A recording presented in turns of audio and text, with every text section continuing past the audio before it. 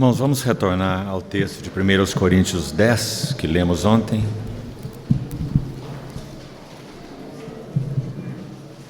1 Coríntios, capítulo 10. E vamos ler a partir do verso 6.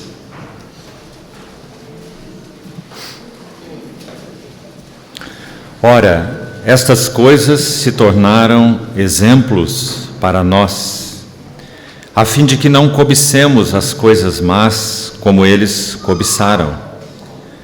Não vos façais, pois, idólatras, como alguns deles, porquanto está escrito: o povo assentou-se para comer e beber, e levantou-se para divertir-se. E não pratiquemos imoralidade, como alguns deles o fizeram, e caíram num só dia 23.000. Não ponhamos o Senhor à prova, como alguns deles já fizeram, e pereceram pelas mordeduras das serpentes. Nem murmureis, como alguns deles murmuraram, e foram destruídos pelo exterminador. Estas coisas lhes sobrevieram como exemplos, e foram escritas para a advertência nossa, de nós outros, sobre quem os fins dos séculos têm chegado. Aquele, pois, que pensa estar em pé, veja que não caia. Não vos sobreveio tentação que não fosse humana, mas Deus é fiel, e não permitirá que sejais tentados além das vossas forças. Pelo contrário, juntamente com a tentação vos proverá livramento, de sorte que a possais suportar. Vamos orar.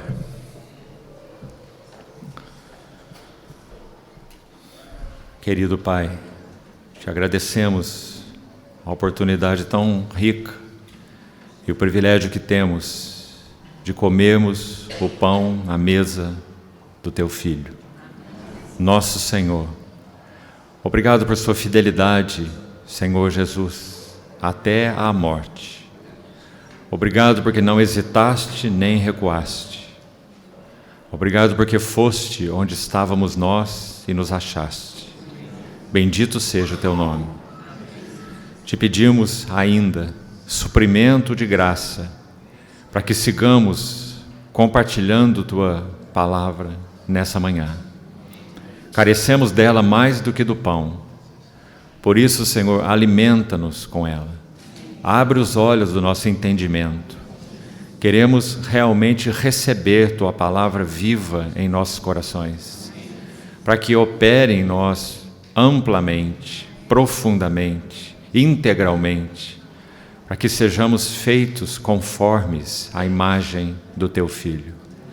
Muito obrigado por esse Teu sublime propósito e porque o Senhor é determinado em cumpri-lo em nossas vidas. Assim colocamos, Senhor, este tempo nas Tuas mãos, esse ambiente nas Tuas mãos, a Tua palavra nas Tuas mãos, nossas vidas nas Tuas mãos. Supre-nos em todas essas esferas. Oramos no nome precioso do Senhor Jesus. Amém. Amados irmãos, ontem nós demos então o primeiro passo nesse texto e nós vimos que, pelo Espírito Santo, Paulo faz uma seleção.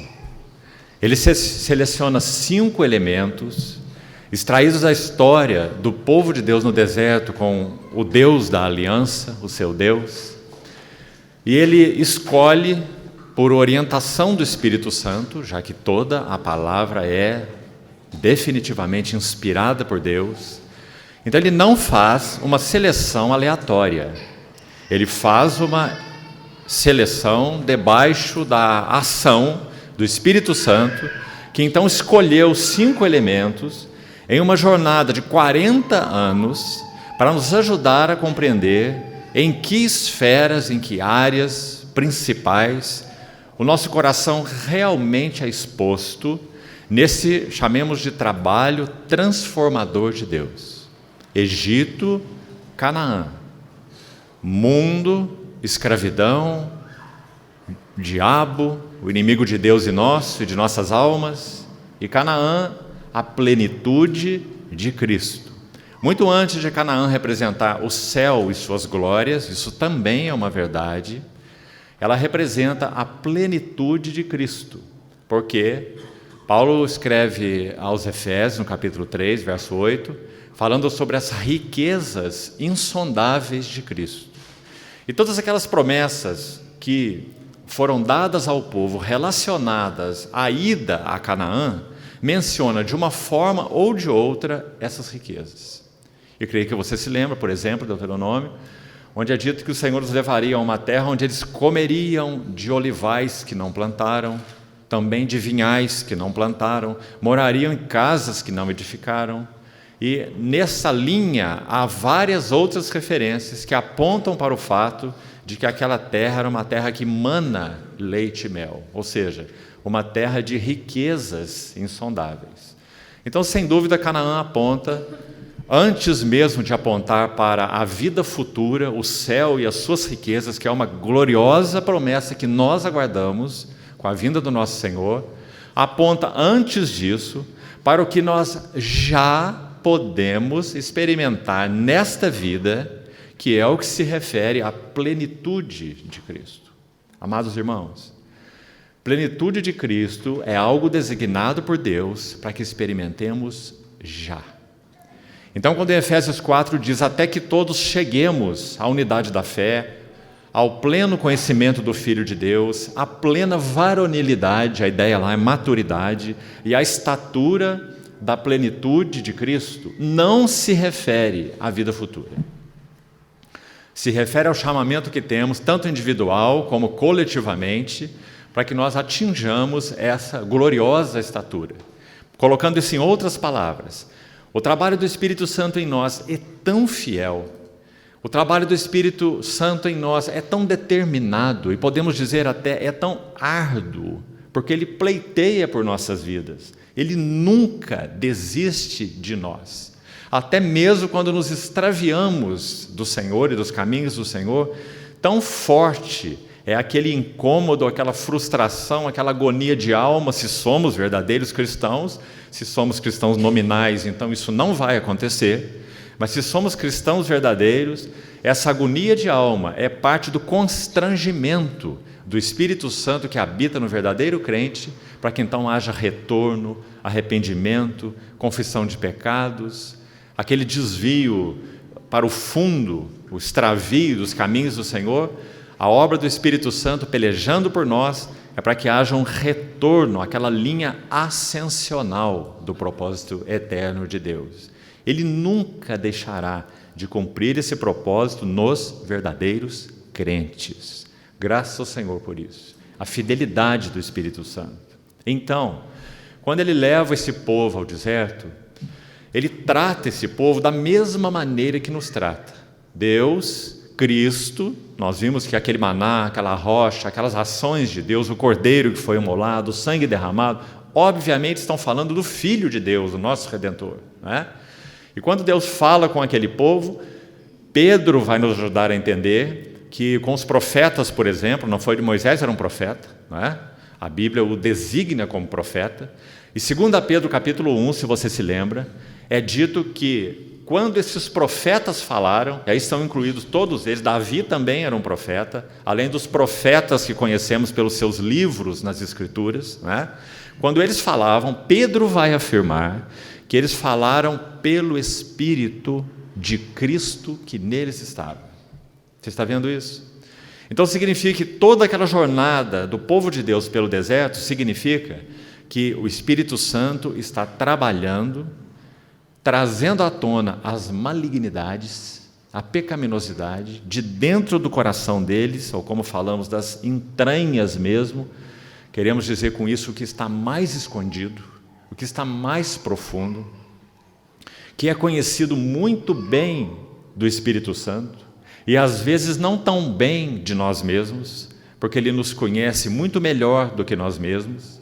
Quando nós examinamos ontem a questão da idolatria, foi aí que terminamos, você vê que houve alguns aspectos que talvez nós não tenhamos até então entendido como idolatria. Levantarmos ou elegermos direções visíveis e palpáveis é idolatria. Não esperar em Deus e não depender dele também é idolatria. Porque a idolatria implica em autodependência e em autoconfiança. Lembra-se do texto que lemos? Quando tu queres me guiar, eu me controlo. Quando tu queres me suprir, eu me supro. Quando tu queres ser soberano, eu dirijo minha vida. Eu. Então aquele irmão terminou aquela oração dizendo, eu sou. Veja o entendimento que só pode vir a nós por obra do Espírito Santo. Eu sou, por natureza, um idólatra. Senhor, o que eu mais quero é levar de volta o meu coração para Ti. Então, amados irmãos, essa história do trabalhar do Santo na vida daquele povo no deserto é uma história que pode ser resumida assim: o lugar do deserto na conversão do coração. Nós já pertencemos ao Senhor, já somos dele irrevogavelmente, mas quanto do nosso coração precisa ser convertido realmente ao nosso Senhor? Devoção, consagração, intimidade com Deus, permanecer nele e ele em nós. Essas são maravilhosas verdades bíblicas que não são conhecidas automaticamente. Você ouviu bem, irmão? Não são automáticas, são desenvolvidas. E como elas são desenvolvidas? Duas coisas que andam juntas e são inseparáveis. Primeiro, foi citado já aqui hoje, aquele maravilhoso versículo, 2 Coríntios 4:6. Deus que disse, de trevas resplandecerá luz. Assim foi com todos nós. Éramos trevas e das trevas resplandeceu luz. Porque Ele mesmo, continua o versículo, resplandeceu nos nossos corações. Para quê? Para nos salvar do mundo, do pecado, do diabo, do inferno. Isso está incluído. Perdoar nossos pecados, nos redimir, também está incluído. Nos justificar, também está incluído. Mas só está incluído, porque o propósito é maior do que tudo isso que nós falamos aqui. Então o versículo continua: para iluminação do conhecimento da glória de Deus na face de Cristo. Esse é o propósito. Agora, irmãos, à medida e na mesma medida, na mesma proporção em que tocamos, conhecemos, temos nossos olhos desvendados para conhecer mais, um pouco mais da glória de Deus na face de Jesus Cristo, há um outro tipo de conhecimento que se processa em nós. Os estudiosos, se você conhece, por exemplo, alguns manuais de teologia sistemática, algum escrito desses irmãos, você vai ver o quanto eles batem nessa tecla. Isso é muito bom por causa da sua importância. Coloca-se assim: o conhecimento de Deus, da glória de Deus na face de Cristo, revelação, as escrituras abertas, os olhos abertos, graças ao Senhor, isso tem acontecido com todos nós, não é assim? Junto com esse conhecimento, há um outro que cresce na mesma proporção, e é o conhecimento de nós mesmos. Escute Filipenses 3:3. Nós é que somos a verdadeira circuncisão. Nós que adoramos a Deus no Espírito, nos gloriamos em Cristo Jesus. Esse é o conhecimento de Deus na face de Cristo. Adoramos a Deus no Espírito, nos gloriamos naquilo que temos conhecido da glória de Deus em Cristo. Agora, olha o terceiro elemento da verdadeira circuncisão. Não o perca aí. E não confiamos na carne. Percebeu? São dois elementos, digamos, positivos e um negativo. Andam inseparavelmente juntos. Vamos colocar de outra forma essa ideia. Nós sempre vamos confiar na carne. Nossos recursos, eloquência, capacidade de se envolver com pessoas, com coisas, em fazer, entre aspas, a obra de Deus, né? Na energia da carne, com recursos nossos. Sempre iremos fazer isso, se nós não estamos avançando no conhecimento da glória de Deus na face de Cristo. Olha como é rico esse verso de Filipenses 3:3. Anote aí para a sua consideração. Adorar Deus no Espírito é diretamente proporcional a quanto nós o conhecemos. Nós não podemos adorar quem não conhecemos, né? Então é proporcional a quanto dele conhecemos e quanto de nós mesmos conhecemos. Então não há como poder dizer assim, eu conheço muito de mim mesmo. Você só poderá dizer assim se você também puder dizer, eu conheço muito do Senhor Jesus. Compreendeu, irmão? Não há como ser diferente. Por isso a chamada autoanálise, psicanálise, essas coisas que se usam por aí, são tão sem efetividade. Porque não há ninguém capaz de expor as entranhas do coração que não seja o Espírito Santo, pela palavra de Deus. É claro, não é? Então, vamos manter essas duas coisas juntos. Então Deus leva o povo para o deserto. O que Ele quer fazer? Essas duas coisas. Revelação da glória de Deus, sangue do Cordeiro na Páscoa, 10 pragas, concluindo com a morte dos primogênitos, aquele povo maravilhosamente livrado, né? Sangue do lado de fora, a carne do Cordeiro do lado de dentro. Anda um pouco da jornada e logo um mar vermelho, se desesperam lá, mar vermelho na frente, Faraó atrás, e aquele mar simplesmente se abre, sepulta Faraó e os seus exércitos. Pode imaginar uma cena dessa? Maná que desce do céu, água que flui da rocha, conhecimento da glória de Deus, né? Então, aquele povo não avançou proporcionalmente no conhecimento de si mesmo. Por quê? Porque esse conhecimento da glória de Deus se baseou, aí nós temos que obter a ajuda de Hebreus 3, em conhecer os caminhos, ou as obras de Deus, mas não os caminhos de Deus. Então Hebreus 3 vai dizer assim, escute bem, com quem foi que ele se indignou durante esses 40 anos? Aí ele vai falar com essa geração rebelde, desobediente, e vai dizer, viram as minhas obras, mas não conheceram os meus caminhos. Viu a diferença? Hebreus capítulo 3. Então não basta que nós vejamos as obras de Deus, a ação de Deus aqui ou ali, na natureza, entre nós, as belezas. Nós precisamos conhecer a glória de Deus na face de Cristo. As obras de Deus os cientistas também conhecem, mas não conhecem a Deus, não é? Então, Deus se revelando ao seu povo, buscando que o seu povo ganhasse um verdadeiro conhecimento dele, aquele conhecimento que Moisés tinha, que o povo nunca teve, com exceção de Josué e Calebe, e só esses dois, e mais ninguém, entre aproximadamente 2.500.000 pessoas, 2 tiveram um verdadeiro conhecimento de Deus, Josué e Calebe, e os outros viram as obras de Deus, mas não conheceram a Deus, e nem conheceram os seus próprios corações. Então, o que nós já examinamos ontem? Vamos voltar para o texto mais uma vez. Primeiro, verso 6, vamos só citar, e não vamos voltar a eles para podermos avançar. Cobiça é o primeiro elemento. Não cobicemos coisas más como eles cobiçaram. E nós vimos que o que foi cobiçado foi as coisas do Egito, que obviamente fala do mundo, apetites egípcios, falamos ontem. Então diz, não cobicemos coisas más. O Senhor levou aquele povo, para os irmãos que não estavam aqui ontem, a deixar aquele cardápio do Egito e se alimentarem de um bolinho simples. Assim é Cristo. Paulo fala em Coríntios do nosso Senhor, orientando os coríntios, 2 Coríntios 11, eu receio que assim como a serpente enganou Eva com a sua astúcia, sejam corrompidas vossas mentes e se afastem da simplicidade e pureza que são de Cristo. Não é lindo, irmãos? Então, na figura do maná, foi isso que Deus deu ao povo, a simplicidade e pureza daquele bolinho que eles colhiam todo dia para sustentar a sua jornada.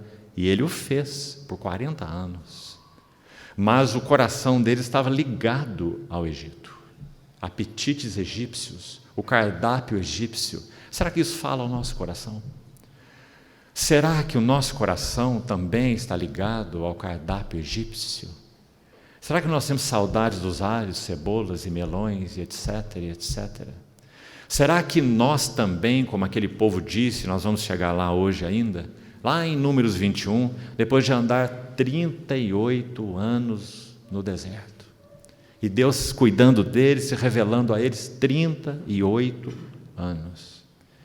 Eles dizem assim: a nossa alma está enfastiada desse maná. E o chamaram de um pão vil. Ah, amados irmãos, que essa nunca seja a história dos nossos corações. Você se lembra quando Caleb entra na terra? Eles chamaram o maná de pão vil, não é? Quando o Caleb entra na terra e pede a sua herança, ele diz assim: estou hoje com o meu vigor de quando eu era um jovem. Dá-me a parte de minha herança. O fiel Caleb, que comeu maná 40 anos. Então, amados irmãos, qual tem sido o nosso apetite? Qual tem sido o nosso cardápio? Onde nós temos matado nossa sede? Não cobicemos coisas más, como eles cobiçaram. E lembre-se, aquilo que eles cobiçaram, inicialmente, enquanto eram menininhos na fé, o Senhor, na sua bondade, na sua misericórdia, concedeu a carne que eles queriam tanto, as codornizes, Êxodo 16, sem trazer nenhum juízo sobre eles. Essa é a bondade, a tolerância de Deus. Não é codornizes que Ele queria dar. Tão importante você ver isso. Era maná que Ele queria dar. Mas nem o maná havia sido dado ainda. Então o povo atravessou. Quem nos dará carne para comer? Esse era o apetite deles, né? Então quem nos dará carne? Estamos aqui essa multidão, nessa jornada, já deixamos o Egito para trás, queremos carne, queremos sustento. E o Senhor então fez soprar o vento oriental. Vieram as codornizes, caíram sobre o campo, eles comeram aquela carne sem nenhum problema, digamos assim. Logo em seguida, o maná. Então o Senhor está dando uma lição. Ele está dizendo: acabou a carne, agora é o maná. A simplicidade e pureza que são de Cristo. Então, seguiram comendo maná 1 ano, como nós falamos, aproximadamente 1 ano. O que eles fazem? Em Números 11, que estudamos ontem: dá-nos carne a comer. E cada um daqueles homens chora na porta da sua tenda. Você vê a exposição do coração, como nós falamos. Você vê entranhas vindo para fora. Cardápio do Egito, apetites do Egito. Né? Então o Senhor, na linguagem do Salmo, concedeu-lhes o que queriam, mas fez definhar-lhes a alma. Então é o Senhor concedendo um desejo e trazendo com ele uma disciplina. Irmão, talvez isso tenha ocorrido na vida de muitos de nós que estão aqui. Você quer isso? Então vá. E junto com a sua ida, tem a disciplina do Senhor. Porque o Senhor nos ama. Porque o Senhor nunca diz para o seu filho: vai, eu não tenho mais nada a ver com você, você é um filho bastardo. Não é isso que Hebreus 12 nos ensina, não é? Ensina que Ele açoita, até mesmo açoita, os que recebe como filhos. Porque essa é prova de que nós somos filhos. Prova de seu amor. Foi isso que Ele fez com o seu povo. Ele concedeu o que eles queriam, mas a alma definhou. Por quê? Porque isso não era o que Deus desejava para eles. E não é apenas, amados irmãos, outra verdade que precisamos compreender, porque ela se aplica a tudo na nossa vida. Não é porque Deus é um Deus sistemático, compreende? Um Deus exigente, um Deus, digamos, quadrado, um Deus que quer as coisas do seu jeitinho, porque tem que ser do jeitinho que Deus quer. Sabe que você já compreendeu isso? Que tudo que Deus designa, ordena, requer, é porque Ele sabe o que realmente traz realização para os nossos corações. E o que traz realização para os nossos corações é o que traz satisfação a Deus. Essas duas coisas têm que andar atreladas dentro de nós. Aí nós podemos compreender a Bíblia com outros óculos. Por que Deus pede isso? Por que Deus requer aquilo? Por que Deus tem essa ou aquela ordenação? Satisfação de Deus está atrelada à nossa realização. Nunca seremos realizados se Deus não estiver satisfeito. Para usar uma figura simples, que acho que já usei aqui com os irmãos.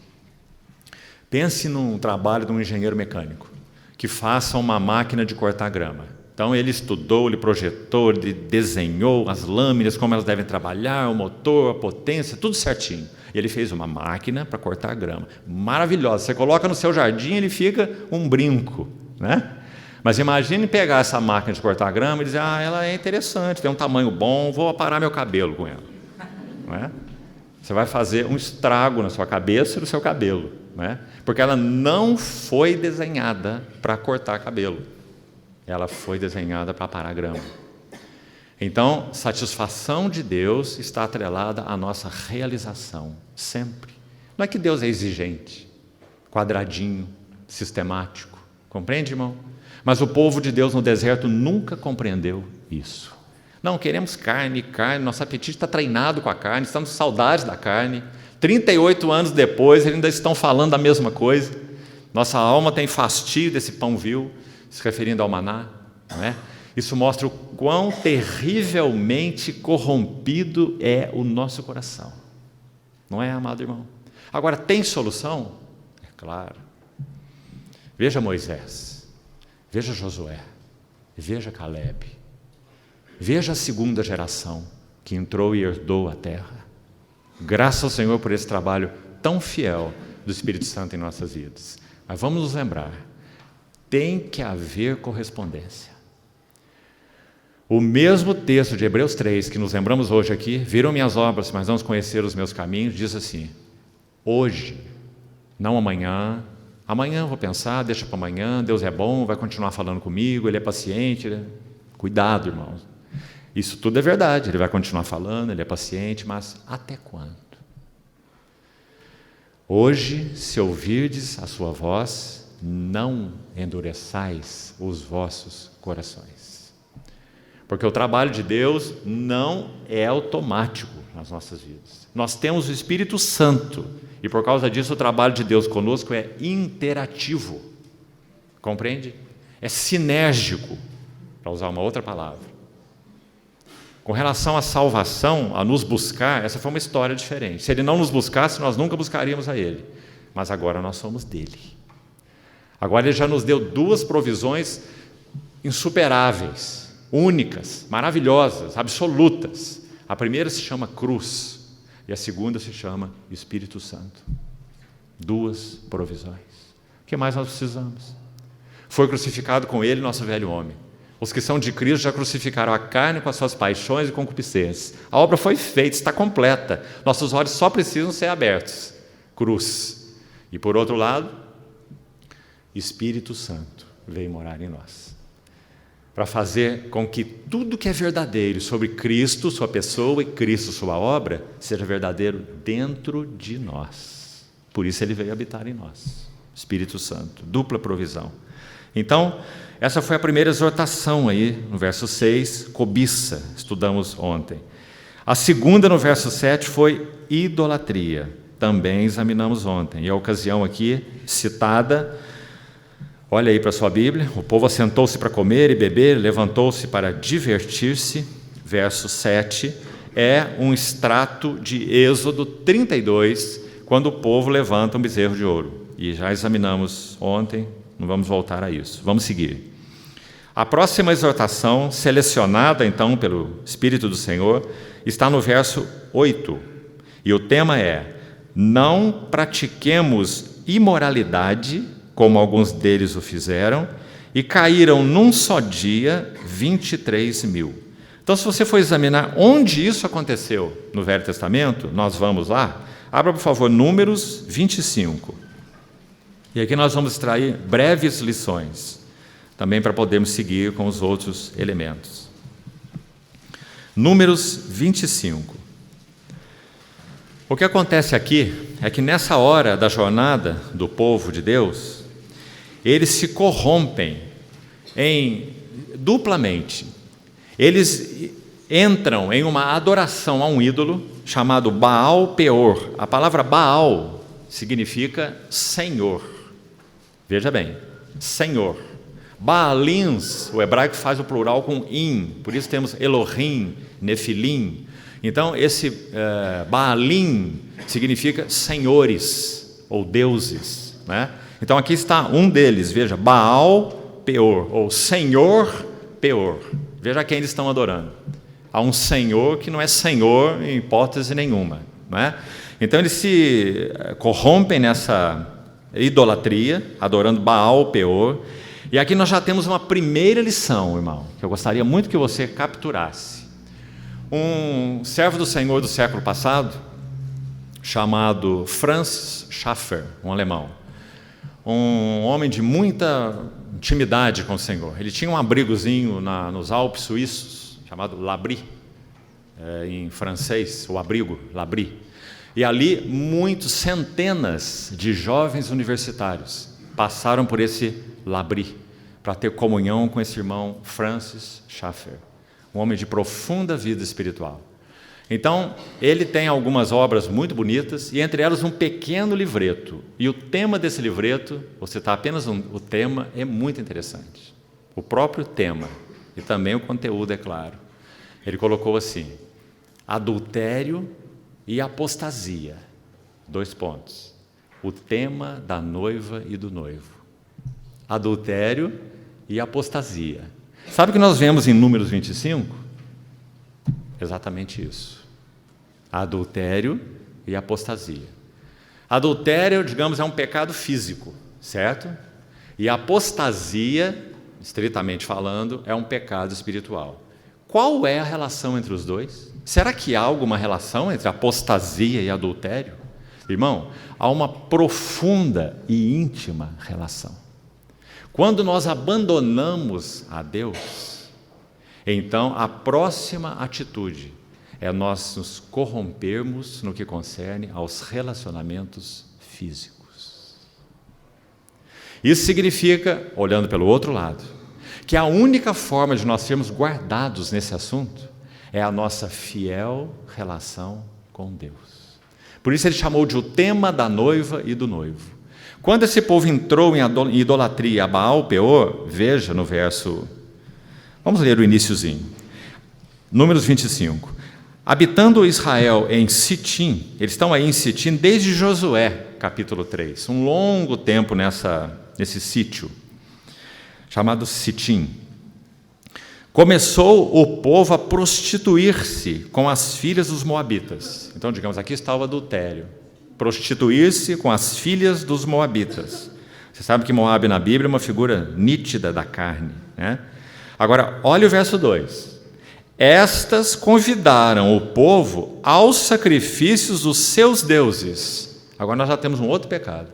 E esse se chama apostasia. Abandonaram o Senhor. Os irmãos estão vendo? Os dois andando casados, juntinhos. Adultério e apostasia. E o povo comeu e inclinou-se aos deuses delas. E juntou-se Israel a Baal Peor. E a ira do Senhor se acendeu contra Israel. Então, deixe para você ler depois, se te interessar, o restante desse texto todo, Números 25, para você ver o desenrolar disso. Mas eu quero destacar aqui o verso 11, vamos avançar um pouquinho.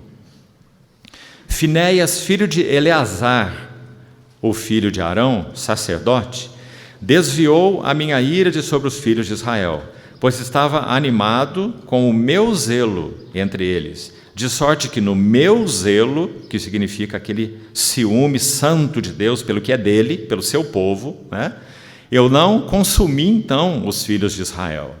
Portanto dize, eis que lhe dou a minha aliança de paz, e ele, sua descendência, depois deles, referindo a Finéias, o filho de Eleazar, terá a aliança do sacerdócio perpétuo, porquanto teve zelo pelo seu Deus e fez expiação pelos filhos de Israel.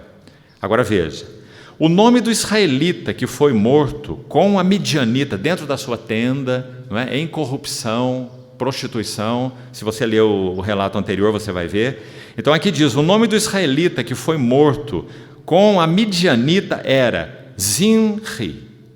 Esse nome aí, Zinri ou Zinri, significa célebre. Veja o que é dito dele. Ele era filho de Salu, que era um príncipe, ou ele era príncipe, da casa paterna dos simeonitas. Sabe que está nos ensinando alguma coisa? Por causa desse adultério, dessa apostasia, esse abandono de Deus, o que houve aí? A perda da glória de Deus na pessoa de um príncipe entre os filhos de Israel. Zinri, célebre, significa o seu nome. Digamos, essa celebridade, tudo que ele representava como príncipe entre os filhos de Israel, escorreu por água abaixo. Verso 15, interessante também, porque vai falar o nome da mulher midianita, acompanha aí, verso 15, que foi morta, era Cosbi. Está vendo esse nome? Sabe o que significa Cosbi? Enganadora. Enganadora. O célebre e a enganadora. Filha de Zur, cabeça do povo, da casa paterna entre os midianitas. Talvez, irmão, seja bom aqui, não apenas em função dos jovens, porque infelizmente isso não é algo que acomete só os jovens. Gostaria de ter a liberdade no Senhor de te dizer algo. Nos nossos dias, em particular, a igreja do Senhor, nós cristãos, temos sido assolados com uma coisa que se chama pornografia. Eu queria dizer duas coisas sobre pornografia. Número 1, já está constatado por pesquisas de neurociência e etc., e nem precisava disso, que uma imagem pornográfica, preste atenção, tem um impacto no nosso cérebro igual a uma dose de cocaína. Você sabia disso? Então está correto você afirmar, você chamar a pornografia habitual de vício de pornografia. Porque quanto à cocaína, nós chamamos de vício de cocaína. Não é? Uma imagem pornográfica, vou repetir, gera em nós um impulso elétrico, hormonal no nosso cérebro, que é igual a uma dose de cocaína. Isso é o número 1, para você saber e pensar sobre isso. Segunda coisa, um irmão uma vez comentando sobre isso usou uma frase de muito valor e de muita utilidade. Ele disse que o vício de pornografia nos leva a viver em um harém, sabe o que é harém, não sabe? Um harém de noivas imaginárias. Um harém de noivas imaginárias. E sabe qual é o dano disso nos nossos corações? Na vida espiritual, emocional, psíquica, mental, todos esses níveis, espiritual, emocional, psíquica, mental. Sabe qual é o dano aí? Nós nos tornamos impessoais nos relacionamentos. Nós estamos, entre aspas, nos relacionando com quem não existe. Um harém de noivas imaginárias, como esse irmão disse. Isso é profundamente danoso para o nosso ser espiritual, psíquico, emocional, mental. Amados irmãos, eu tenho idade suficiente e convívio com o povo de Deus suficiente para conhecer casamentos que terminaram na lua de mel por causa de pornografia. E outros que terminaram nos primeiros meses de vida conjugal por causa de pornografia. Pornografia tem assolado a igreja de Deus nos nossos dias, porque ela é tão fácil, ela é tão simples. O quarto secreto, as madrugadas, os tempos sozinhos. Pornografia mergulha o homem e a mulher, se é o caso, isso vale também para a mulher, é claro, em uma profunda alienação, solidão, o que traz um profundo senso de frustração. Isso é o resultado da pornografia. Arruína casamentos, torna nossas vidas alienadas e impessoais. Então, amados irmãos, quando Paulo escreve aos Coríntios, não pratiquemos imoralidade, saiba que a pornografia, com relação aos nossos dias, talvez seja a principal forma de imoralidade. Então, o Senhor nos leva a meditar sobre essas coisas. Mais uma coisinha, uma terceira que eu gostaria de dizer. Ontem nós estávamos almoçando com alguns irmãos e usamos isso que eu vou dizer aqui como exemplo, na verdade, para ilustrar uma outra verdade. Não estávamos falando exatamente sobre pornografia, hoje estamos, né? E usamos a seguinte ilustração, que eu gostaria que você também pesasse e pensasse sobre ela. Nós falamos agora há pouco que o nosso caminhar, nossa jornada de crescimento espiritual, de intimidade com o Senhor, é interativa, não é automática.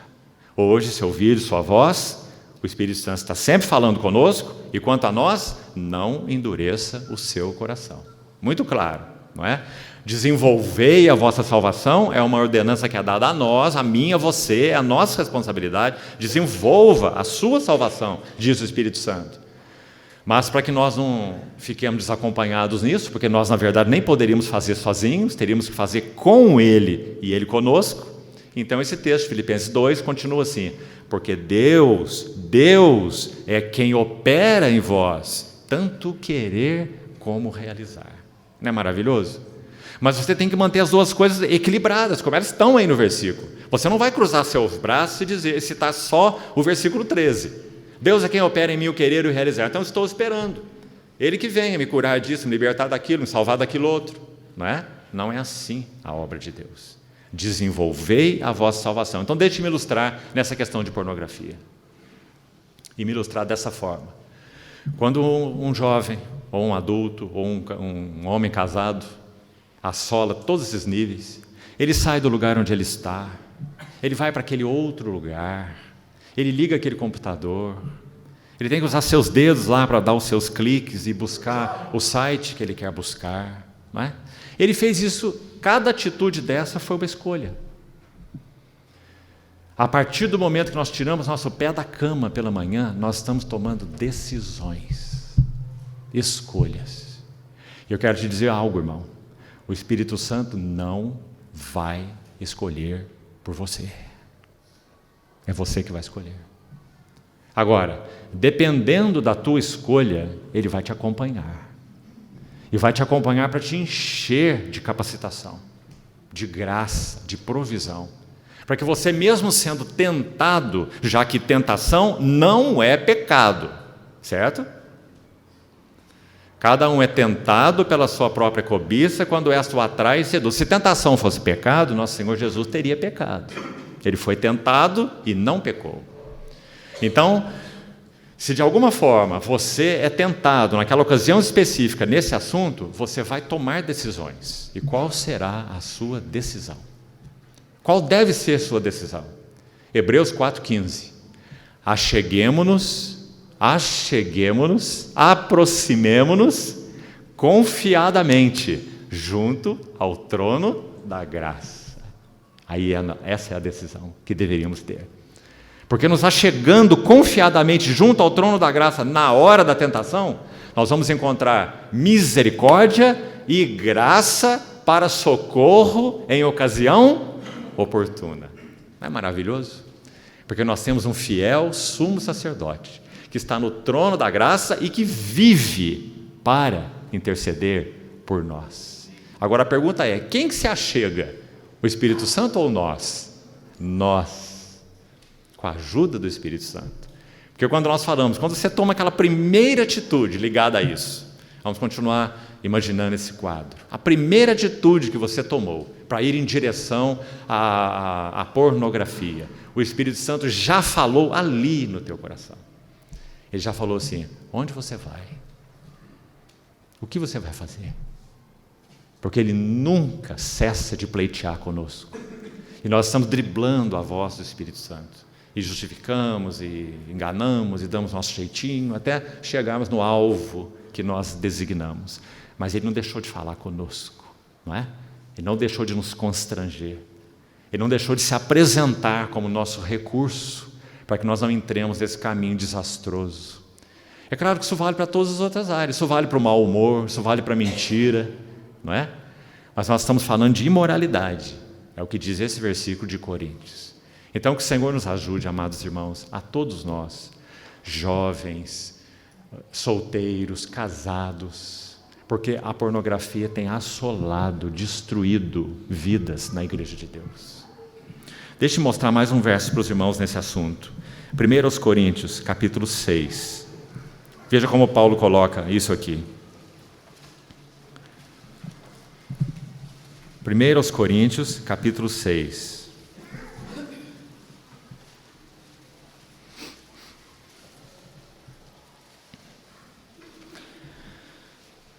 Esse assunto da pornografia é tão sutil. Deixe-me dizer mais uma coisinha sobre isso.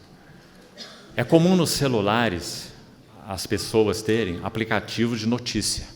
Então tem vários aplicativos de notícias, né, para você se atualizar aí. Observe que nesses aplicativos de notícia, em alguns deles, quase que na abertura deles, você já tem imagens sensuais. Então, nós devemos ser cuidadosos até com o aplicativo de notícia. É melhor você deletar esse aplicativo de notícia e usar um outro que não explore imagens sensuais. Porque cada imagem sensual que assola a nossa visão estimula algo dentro de nós e abre uma porta para que nós entremos por um caminho equivocado. Então você deve ser cuidadoso até com o aplicativo de notícia. 1 Coríntios 6, vamos ler alguns versículos aqui, versos 12 e 13.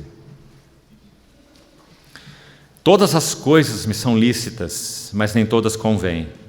Todas as coisas me são lícitas, mas eu não me deixarei dominar por nenhuma delas. Preste atenção agora no verso 13. Os alimentos são para o estômago, e o estômago são para os alimentos. Vamos parar aqui um pouco. Sabe quem dizia isso? Os pré-gnósticos, já que o gnosticismo, como ideia filosófica, ele foi constituído na história no 2º século, e Paulo está escrevendo no 1º século. Mas é no 1º século que nós temos todas as sementes do gnosticismo. O gnosticismo dizia assim: não importa o que você faça com seu corpo, isso é só matéria, não afeta o seu espírito. Em linhas gerais, há muitos outros ensinos complicados do gnosticismo que afetam a fé cristã profundamente. Mas deixa-me ficar só com esse. Então esse era o ensino do gnosticismo.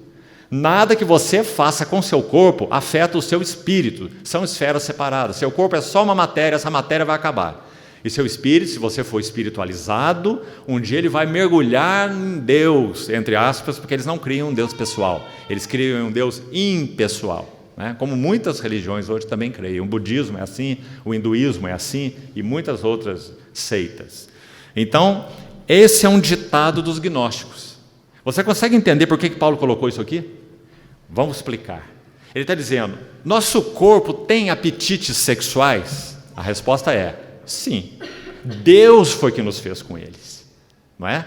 Então, se nosso corpo tem esses apetites, que nós os satisfaçamos. Agora, a maneira de satisfazê-lo, isso não importa.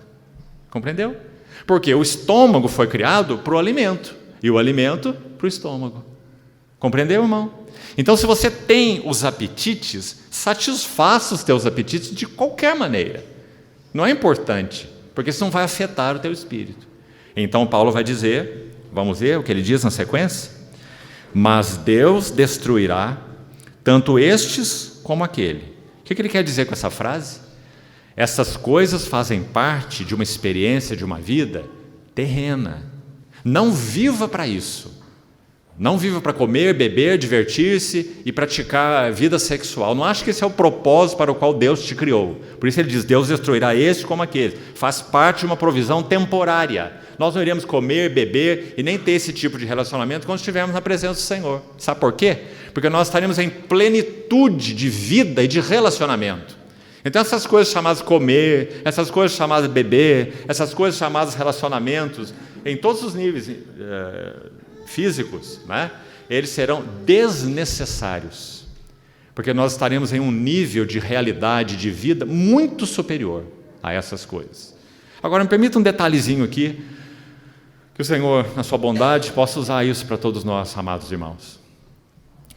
Ontem nós falamos sobre o prazer de comer, não é? Num ponto em que compartilhávamos, falávamos sobre isso. Por que Deus fez assim nossa língua, com essa capacidade de sentir sabores que muitos outros animais não têm, não é? E vamos pensar sobre o relacionamento sexual. Você já pensou um pouco sobre ele? Nós estamos num capítulo sobre relacionamento sexual, 1 Coríntios 6. É só você ler aí o restante do capítulo. Aquele que se une com uma prostituta, se faz uma só carne com ela, você conhece o capítulo, não é? Deixe-me te dizer uma coisa. Por que Deus nos permitiu, e mais que isso, nos agraciou com o relacionamento sexual adequado no casamento e entre um homem e uma mulher? Foi isso que Deus estabeleceu. Assim, e só assim, né? Por que Deus nos agraciou com isso? Vou te dizer que é a mesma coisa que eu te disse ontem. Ele está nos dando um antegozo, pequenininho, um antegozo daquilo que nós iremos experimentar na presença do nosso amado noivo e esposo por toda a eternidade. Então, o prazer físico sexual é só um antipasto, um antigozo do que nós viveremos na presença do nosso Senhor por toda a eternidade. Bem-aventurados os que são chamados para as bodas do Cordeiro, cuja esposa a si mesma já se ataviou. Então você vê que beleza isso, irmão? Um outro irmão, usando uma figura muito bonita, também sobre relacionamento sexual e as distorções dele, ele disse assim: Deus, quando nos deu a bênção de vivermos um relacionamento sexual adequado, é como se nós tivéssemos ganhado uma cadeira Luís XV. Você já ouviu falar em cadeira Luís XV? É uma cadeira que era desse rei francês, não é? Desenhada para ele, e ela ficou famosa com o tempo. Eu não sei se existe hoje ainda, mas se você encontrar uma cadeira Luís XV para comprar num leilão, ela vai custar milhões de dólares, né? Então ele compara e diz assim: é como você pegar uma cadeira Luís XV e você colocou na beira da lareira, de uma lareira, num dia frio, e assentou para ler um livro, desfrutar um livro. Aí acabou a lenha da lareira. Você está lendo seu livro confortavelmente, começa a ficar frio, porque acabou a lenha. O que é que você faz? Você desmonta a cadeira, Luís XV, e joga na fogueira. Então ele disse: é isso que nós fazemos quando nós vivemos relacionamento sexual inadequado. É uma boa ilustração. Então, vamos continuar o versículo 13. Diz assim: porém, esse porém aqui que eu queria destacar, olha que verso maravilhoso, vamos entendê-lo, dentro desse contexto da imoralidade.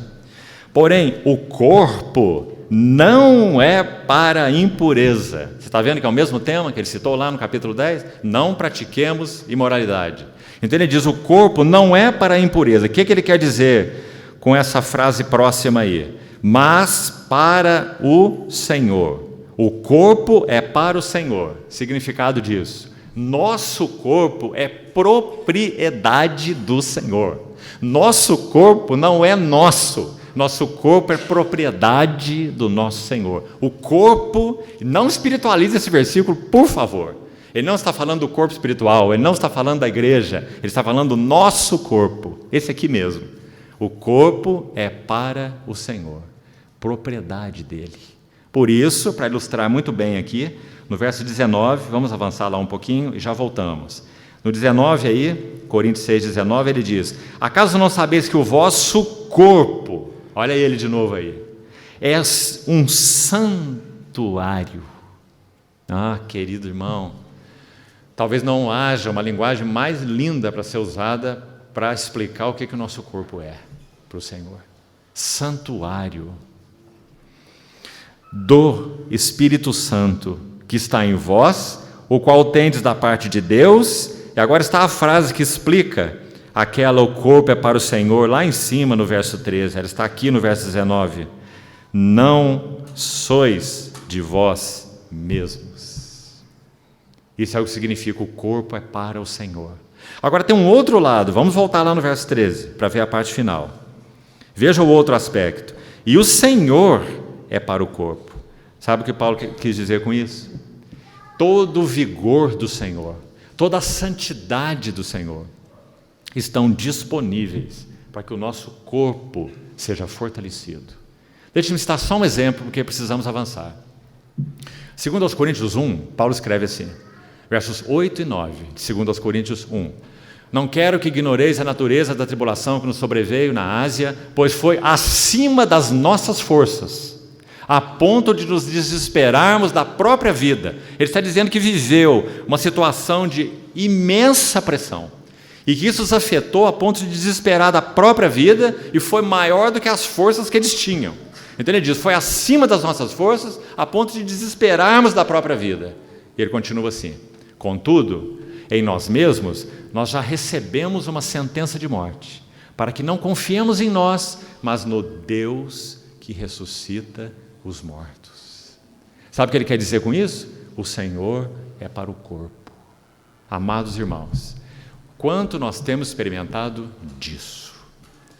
Esse vigor espiritual que nos levanta de condições tão frágeis, tão necessitadas, tão limitadas, em tantos aspectos. Quanto nós temos experimentado? saibamos que o Senhor é para o corpo, porque o corpo é para o Senhor. Agora, para concluir aqui, verso 18, desse mesmo capítulo, Coríntios 6, 18. Fugir da impureza. Qualquer outro pecado que uma pessoa cometer é fora do corpo, mas aquele que pratica a imoralidade, não é essa frase que lemos lá em Coríntios 10? E não pratiquemos imoralidade, como alguns deles, e caíram num só dia 23 mil. Ele está no mesmo tema, né? Aquele que pratica a imoralidade peca contra o próprio corpo. Então, é até aqui que eu queria ir nesse assunto, que o Senhor nos ajude, fale ao nosso coração, possa remover pedras e obstáculos que são tão ferrenhos e que impedem a nossa jornada de avanço com o Senhor. Não minimize, irmão, essas questões que compartilhamos aqui, porque elas realmente impedem o nosso avanço espiritual. Vamos passar para a próxima. Vamos de novo a Coríntios 10. E aí nós temos então o quarto elemento, já estamos no penúltimo então, verso 9. Coríntios 10, verso 9. Não ponhamos o Senhor à prova, como alguns deles já fizeram, e pereceram pelas mordeduras das serpentes. O que significa aqui colocar o Senhor à prova? Quando foi que aconteceu? De onde Paulo extraiu esse relato? Vamos lá, por favor, Números, capítulo 21. Vamos ver alguns poucos elementos também do que aconteceu ali. E a exortação é: não ponhamos o Senhor à prova. Em que sentido esse povo colocou o Senhor à prova? Vamos ver. Números 21, veja o verso 4. Então partiram do monte Or, pelo caminho do Mar Vermelho, a rodear a terra de Edom. Porém o povo se tornou impaciente no caminho e falou contra Deus e contra Moisés. Aqui está porque eles puseram o Senhor à prova. Esse é o ponto.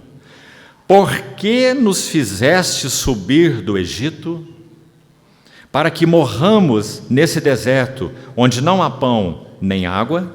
E a nossa alma tem fastio deste pão vil. Vamos lembrar então que a partir de Números 20, até o capítulo 25, nós temos relatos do 38º ano da caminhada do povo. São 38 anos caminhando, debaixo da direção do Senhor. E é isso que eles têm a dizer.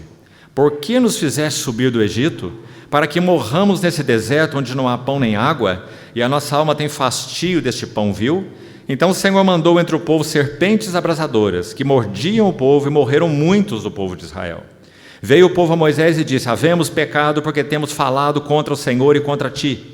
Ore ao Senhor, que tire de nós as serpentes. Então Moisés orou pelo povo, e você sabe o resto da história. O Senhor deu aquela ordem, a serpente de bronze, ou abrasadora, fosse posta numa haste, e há uma linda figura aqui de como Deus tratou o povo, né?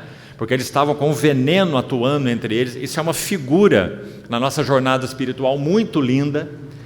Eles pecaram contra o Senhor, eles estavam sentindo o poder do veneno neles, eles estavam picados por serpentes abrasadoras, ou venenosas, é a ideia aí, né? Essas serpentes. Então eles tinham duas opções: ou eles olhavam para aquela mordedura, envenenados e morriam, ou eles olhavam, apesar da dor, do veneno, né? Eles olhavam para fora, para aquela hastia e aquela serpente de bronze. E o Senhor prometeu por Moisés: todo o mordido que olhar para essa serpente sarará. Essa é uma figura da nossa jornada de fé. Olhando firmemente para Jesus, autor e consumador da fé. Agora, essa frase do verso 6 que vamos destacar aqui, por que nos fizeste subir do Egito, foi a frase que colocou o Senhor à prova. Então temos que explicar isso para ficar bem claro. Amados irmãos, todos nós precisamos estar muito claros do porquê o Senhor nos chamou. Não foi para perdoar nossos pecados, livrar do inferno, justificar. Todas essas bênçãos são maravilhosas, mas elas não apontam para o propósito definitivo, o alvo. Ele nos chamou para sermos conformes à imagem de seu Filho. O Espírito Santo não descansará enquanto Cristo não for plenamente visto em nossas vidas.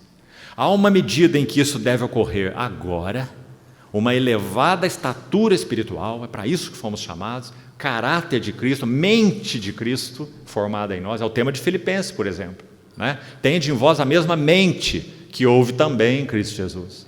Então nós fomos chamados para experimentar essa elevada posição agora, Cristo formado em nós, e isso vai culminar na vinda do Senhor, porque aí então esse corpo fraquinho, frágil, que envelhece e arrefece cada dia, ele será também revestido de glória, como Paulo ensina em Coríntios 15, para estar e ver o Senhor face a face, né?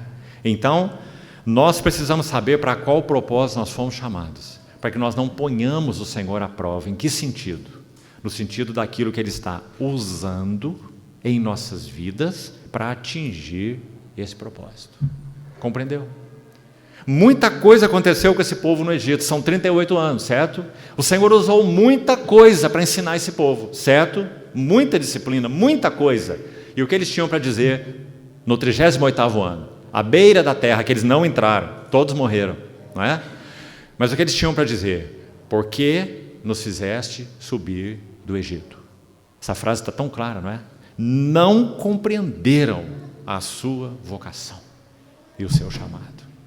Irmão, nós temos compreendido a nossa vocação, nós temos entendido que o Senhor vai usar todas as pessoas, nossa esposa, nosso marido, nossos filhos, os irmãos, o ambiente de trabalho, a faculdade, as situações que afetam o nosso físico, não é?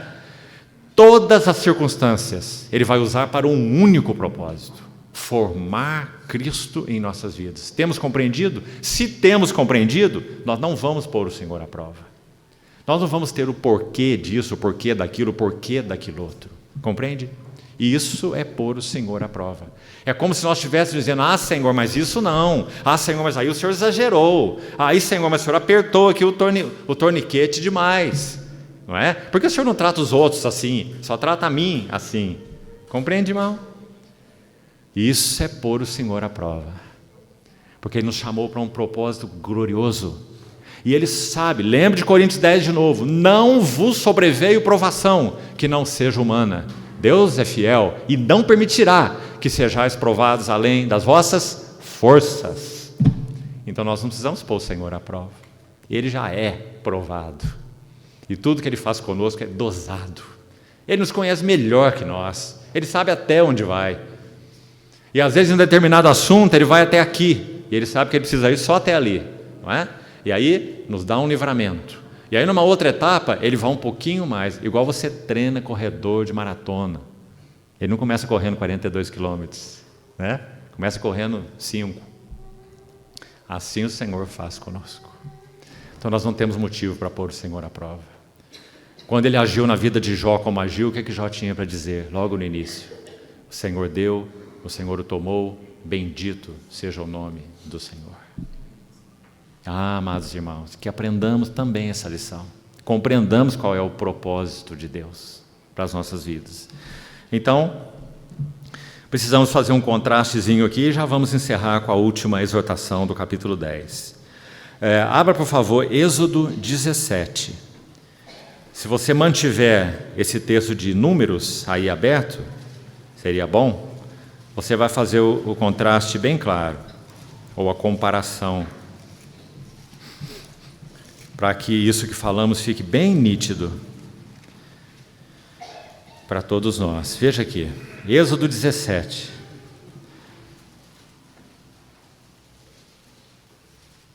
Vamos ler o verso 3. Êxodo 17, 3. Tendo aí, e aqui eles estão então no iniciozinho da jornada, certo? Capítulo 15, já falamos, Moisés canta aquele cântico de libertação, Êxodo 16 vem o maná, estão começando a jornada. Então é dito assim no verso 3: tendo aí o povo sede de água, murmurou contra Moisés e disse, olha o que o povo disse, no iniciozinho da jornada. Qual foi a frase? Porque nos fizeste subir do Egito, não é? Para nos matares de sede a nós, nossos filhos e aos nossos rebanhos? por que nos fizeste subir do Egito? Não compreendendo o propósito de Deus. Mas tolerável. Eles estão nos primeiros meses de jornada com o Senhor. Agora, Números 21, por favor, volte lá. Olha o versículo que acabamos de ler, verso 5. Agora são 38 anos depois. Vamos imaginar a nossa vida cristã? Como se nós tivéssemos 38 anos de vida cristã. Andando com o Senhor cuidando de nós. E o que nós temos para dizer é, Números 21, 5. E falou contra Deus e contra Moisés, dizendo: por que nos fizeste subir do Egito? É quase inacreditável, não é, irmãos? Não compreenderam a sua vocação celestial. Por isso, eles puseram o Senhor à prova. Então, esse é um assunto muito sério. Compreender qual é o propósito da nossa vocação. Paulo ora de joelhos pelos Efésios, pelos Colossenses, menciona algo semelhante para os Filipenses, que ele peleja por eles. Aos Colossenses ele diz: eu venho mantendo uma grande luta por vós. E essa luta é luta em oração. Pelos laodicenses, por quantos não me viram face a face, para que vocês sejam claros sobre o mistério de Deus Cristo. Não é assim? Colossenses 2. Colossenses 1. Para que vocês sejam cheios de entendimento espiritual. Efésios 1. Que Deus nos conceda espírito de sabedoria e de revelação, para saberes qual é a esperança do seu chamamento. Efésios 1. Então, irmãos, compreender o propósito de Deus não é um anexo na nossa vida cristã, não. Precisamos saber para que Ele nos chamou, para que então nós não ponhamos o Senhor à prova. Tudo que Ele faz em nossa vida é sábio, é no devido tempo, é com a dose certa, usando a coisa certa, usando a pessoa certa, usando o ambiente certo, porque Ele é um Deus perfeito nos seus caminhos e nas suas obras. Então não ponhamos o Senhor à prova. Que saibamos por que Ele nos tirou do Egito. Vamos para a última exortação, Coríntios 10, verso 10. Nem murmureis, como alguns deles murmuraram, e foram destruídos pelo exterminador. Aqui também nós temos lições interessantíssimas, porque de onde Paulo extrai essa narrativa é da rebelião de Coré. Números capítulo 16, vamos abrir lá, por favor. Números 16. A exortação então é: nem murmureis, como alguns deles murmuraram e foram destruídos pelo exterminador. Números 16.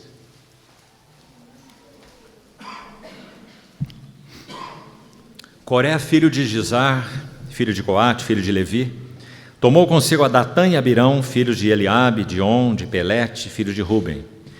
Levantaram-se perante Moisés com 250 homens dos filhos de Israel, príncipes da congregação, eleitos por ela, varões de renome, e se ajuntaram contra Moisés e contra Arão e lhes disseram: basta, pois que toda a congregação é santa, cada um deles é santo, e o Senhor está no meio deles. Por que, pois, vos exaltais sobre a congregação do Senhor? Já temos aqui uma primeira lição. Murmuração contra o governo de Deus. Irmão, eu não sei se você conhece bem, realmente bem, a vida de Moisés. Mas sabe como eu consigo imaginar Moisés nessa hora, com esse povo, lembra, 250 príncipes, liderados por Coré, Datã e Abirão, falando contra Moisés? Sabe como eu consigo imaginar? A Bíblia diz que primeiro ele já havia vivido 40 anos sozinho no deserto, sendo tratado por Deus. 40 anos sozinho. E o Senhor trabalhando esse homem. Aos 80 anos de idade, ele começa a jornada com o povo. A Bíblia diz que ele era o homem mais manso sobre a terra, Moisés. E agora essas pessoas que não têm nada de mansidão, completamente opostos ao espírito de Moisés. Lembre que Moisés, falamos ontem, ele colocou sua mão no peito, você lembra disso? E quando ele tirou, ele viu sua mão leprosa. Ou seja, o Senhor mostrando para ele quem ele era por natureza, em si mesmo. Mas lembre-se do segundo sinal, a vara. Ele iria exercer a autoridade, o governo de Deus, mas ele sabia quem ele era. E era isso que o guardava de soberba. Compreendeu, irmão? Por isso o sinal da mão leprosa. Ele sempre iria lembrar. Ele estendeu esse cajado tantas vezes, não foi? Era o sinal da autoridade de Deus, o cajado na mão do profeta Moisés. Mas quando ele estendia esse cajado, podemos dizer, quando ele olhava para a sua mão, ele sabia muito bem que mão era essa em si mesma. Ele sabia que não tinha em si mesmo recursos, que em si mesmo ele era um nada. Paulo diz, eu de mim mesmo nada sou. Cristo é tudo e em todos. Moisés também sabia disso. Então agora você imagine esse homem, essa qualidade de homem.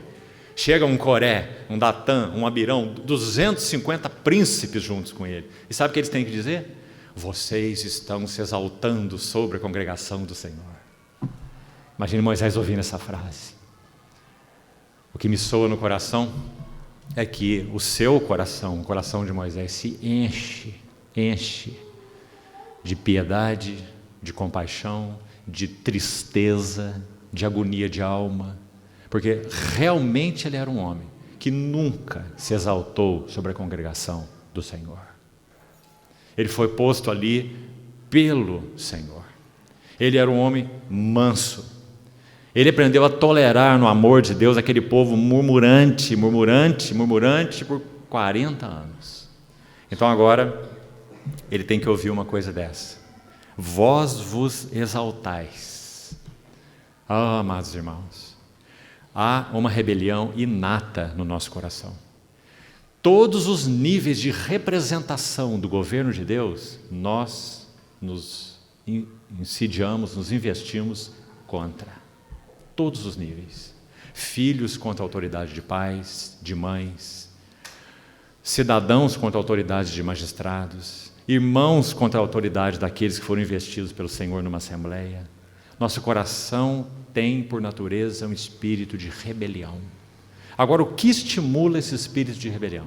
Número 1, soberba. Isso era o que Moisés não tinha. Moisés foi tratado na sua soberba. Coré, Datã e Abirão são os soberbos.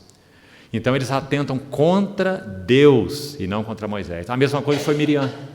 Miriam fez a mesma coisa. Ela era a irmã mais velha de Moisés. Então é como se dissesse, esse menino aí, eu cuidei dele. Não é? E nós sabemos como o Senhor agiu com Miriam. A lepra lhe saiu e ela teve que ser afastada no arraial. Lepra fala de rebelião do pecado. Então, irmãos, o princípio aqui é governo de Deus. Não murmureis como eles murmuraram e foram destruídos pelo exterminador. Murmuração contra o quê? Governo de Deus. E você sabe que há muitas representações do governo de Deus, já citamos algumas aqui. Na família, na vida da igreja, na sociedade. Qualquer insurgência contra o real governo de Deus é insurgência contra Deus.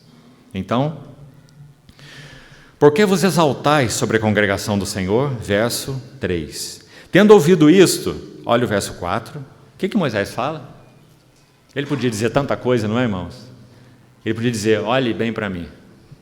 Antes de vocês virem para esse deserto, eu já passei por esse caminho. 40 anos o Senhor primeiro tratou comigo. Eu o conheço e conheço o caminho. Volte para o seu lugar e fiquem quietos. Mas o que diz o verso 4? Tendo ouvido isso, Moisés caiu sobre o seu rosto. Vou te dar a explicação desse versículo. É a mesma que ocorreu no coração de Davi quando Absalão tomou o seu trono. Você sabe que quando Absalão toma o trono de Davi, Davi se retira sem contenda e vai, como diz o texto de Samuel, para os vales do deserto e aguarda para que veja o que aconteça. E você sabe o que aconteceu. Absalão é morto, não é?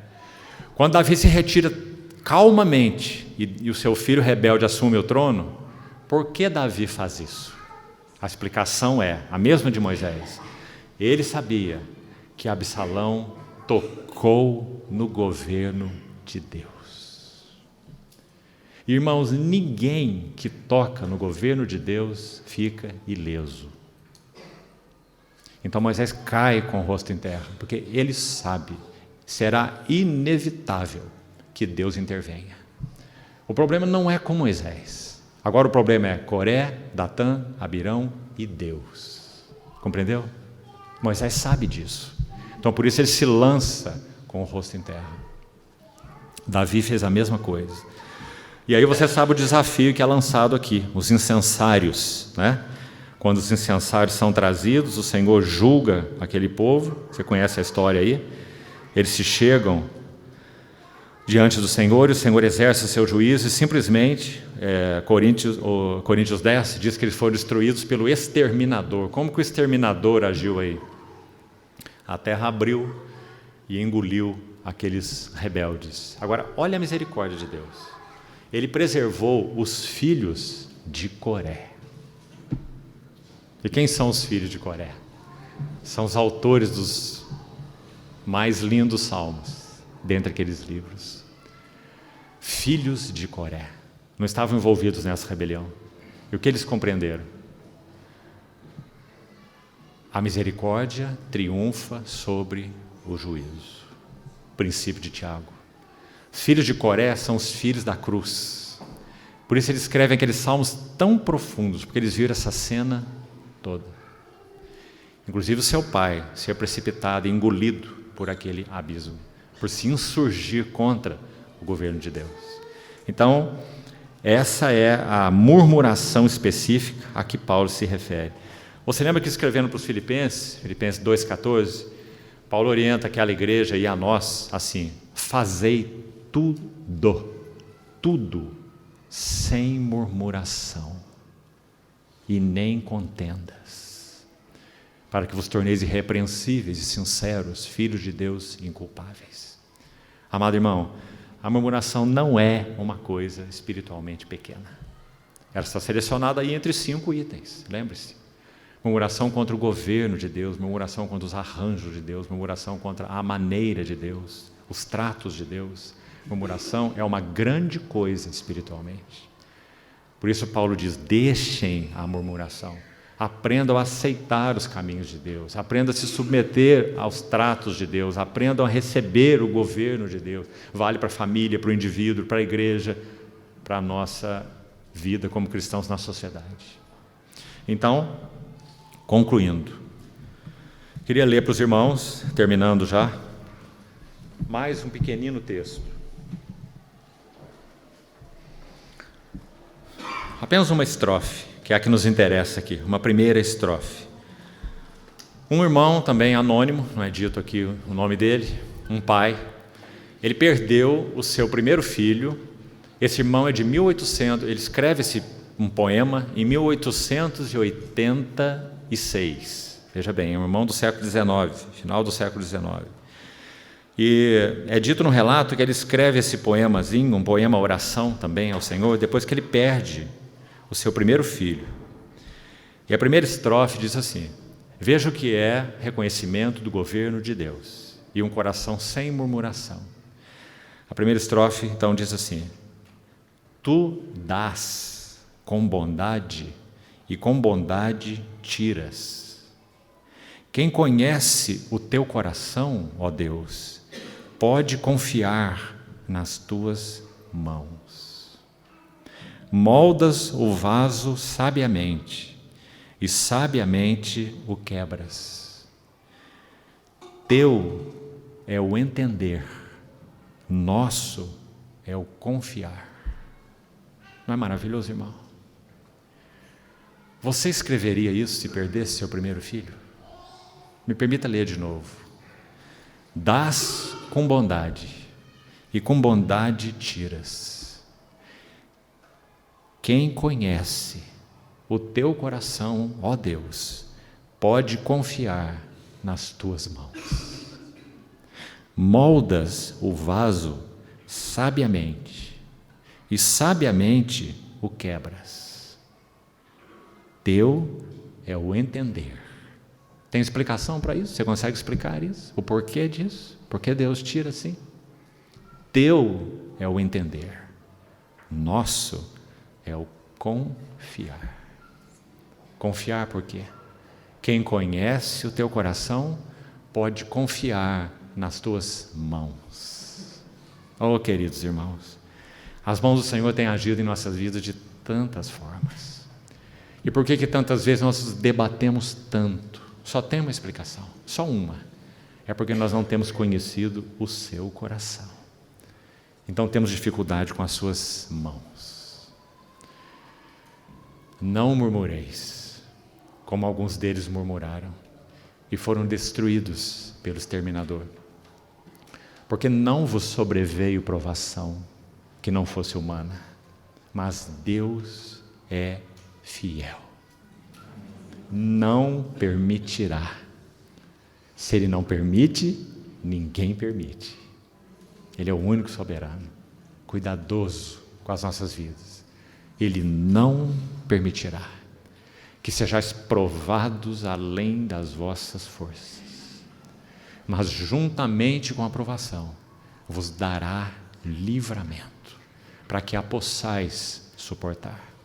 Não sei se já também narrei para você uma história verdadeira, quando há muitos anos atrás um jovem coreano entrou em uma escola americana atirando e matou alguns adolescentes ali, como tem acontecido ainda até hoje. E nessa ocasião, já se vão aí talvez 7, 8 anos que isso aconteceu. A filha única de um casal de irmãos dos Estados Unidos estava entre os mortos. E um irmão que os conhecia e os acompanhou nesse processo, ouviu algo deles que impactou profundamente o seu coração. Um determinado tempo nesse processo, assimilando esse processo diante do Senhor, eles disseram assim: sabe, irmão, depois que nossa filha partiu, o Senhor a levou, nós estamos descobrindo algo. O Senhor se coloca no lugar daquilo que Ele leva à morte em nossas vidas. O Senhor se coloca no lugar daquilo que Ele leva à morte em nossas vidas. Isso vale para qualquer tipo de morte, ou para qualquer tipo de perda, porque o desejo do Senhor não é nos deixar no vazio. O desejo do Senhor é nos encher com Ele mesmo. E Ele usa todas as circunstâncias para fazer isso nas nossas vidas. Simplesmente porque Deus é fiel. Louvado seja o seu nome. Vamos orar.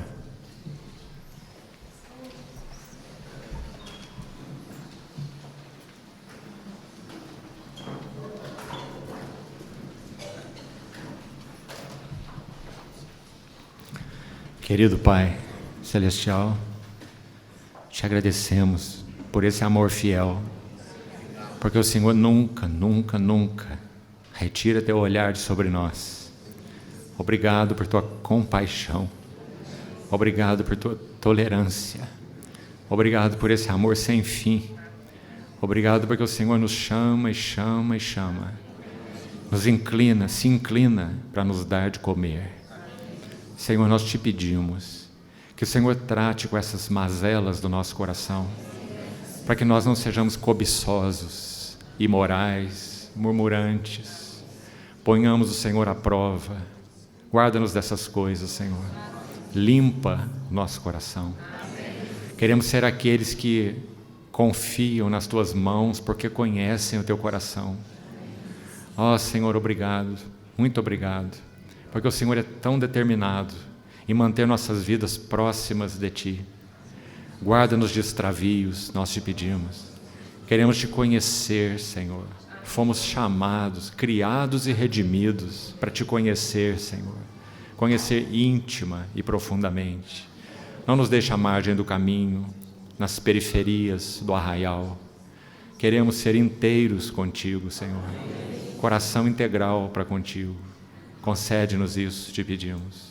Agradecidos, Senhor, porque o Senhor prossegue ainda falando conosco. E prosseguirá até que o Senhor venha. Bendito seja teu nome. Te agradecemos muito, Senhor, por tua palavra, pela comunhão, pela igreja, por todas essas maravilhosas dádivas que o Senhor tem concedido a nós. Ajuda-nos a apreciá-las, Senhor, e vivermos para Ti de todo o nosso coração. Em nome do Senhor Jesus, oramos. Amém.